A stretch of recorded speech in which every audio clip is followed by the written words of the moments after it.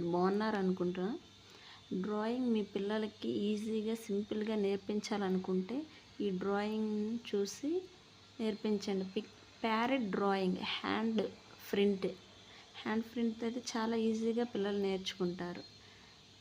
పిల్లలకి parrot drawing వేయాలంటే ఈ డ్రాయింగ్ చూపించండి. మీ పిల్లలకి చాలా ఈజీ, 2 minutesలో డ్రాయింగ్ కంప్లీట్ చేస్తారు.